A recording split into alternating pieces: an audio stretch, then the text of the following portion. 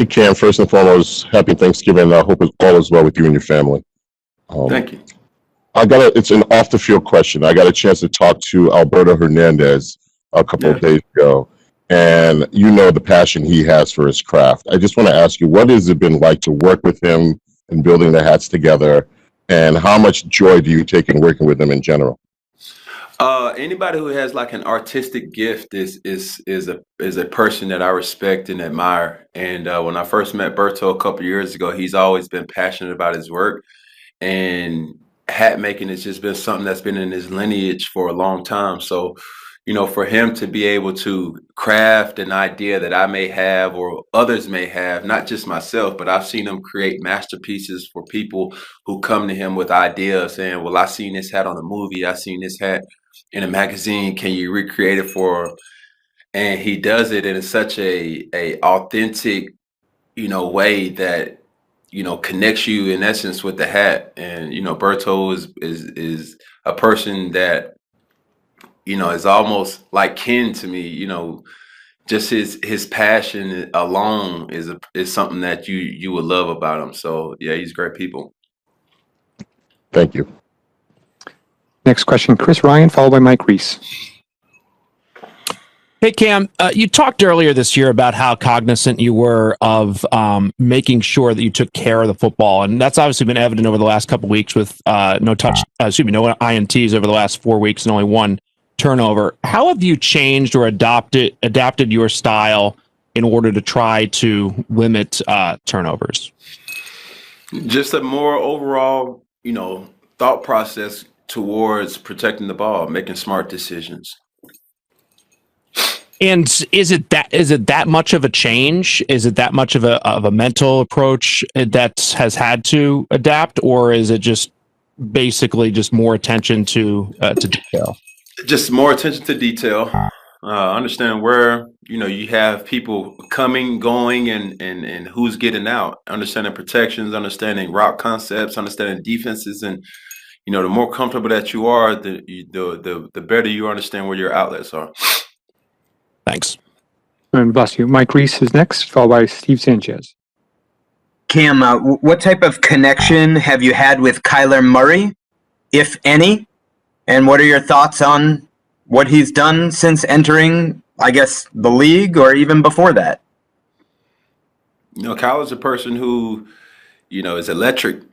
And, I've had the opportunity to see Lamar. I've had the opportunity to play against, obviously, Deshaun last week. And, those guys and Kyler this week, it's just fun to play against a guy like that, as well as, knowing that the game is kind of turning to that style of quarterback who can not only attack you with the legs, but as well as, as potent with his legs as with his arm as well. Cam, have you had a chance to talk much with him? Like, have you guys had much of a connection before? No, sir. Next question, Steve Sanchez, followed by Megan O'Brien. Happy Thanksgiving, Cam. Hope all is well, bud. Yes, sir. Happy Thanksgiving to you too. Cam, I got to ask you a Thanksgiving Day question. What's Cam Newton's favorite dish on Thanksgiving? Ooh, I'm a dessert guy. So, whatever Mom Dukes whips up. Red rice is always good. You know what I'm saying? Something that's a family signature dish. We got collard greens, but obviously these are catered to the veganism that I eat. So, yeah, those.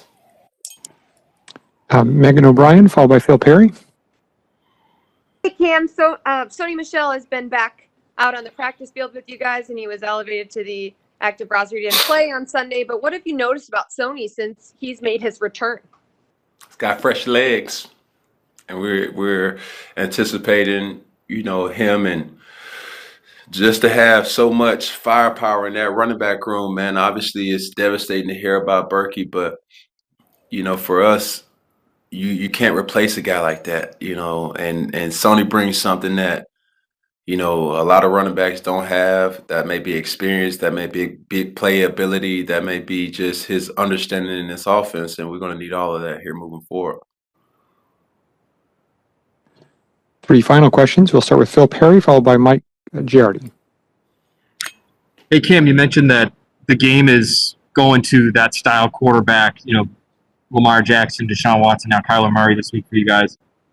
Do you view it almost as a prerequisite now to play your position that, guys have a certain level of athleticism? Obviously, those 3 we just talked about are pretty elite as far as that goes. But is there something about today's game that requires that quarterbacks be good athletes? I don't want to say that. It's different ways to skin a cat. That's an old cliche saying. You just got to understand the system. It just depends on what system you're in. A lot of quarterbacks may not be athletic like those guys that you mentioned, but they're still effective.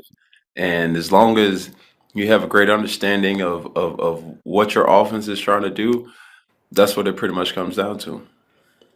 Cam, just as a quick follow-up, have you noticed over the course of your time in the NFL that defensive linemen have gotten more athletic? Yeah. I mean, going against, certain players and certain defenders who are running, if not faster than you, fast as you, and I'm not just talking about defensive ends. I'm talking, 3 techs, shades, nose tackles. Guys are just, freakish athletes these days, and you just have to have an edge in some way, in some category of your game. Thanks, Cam. The last 2 questions will be Mike Giardi and Mike Reese.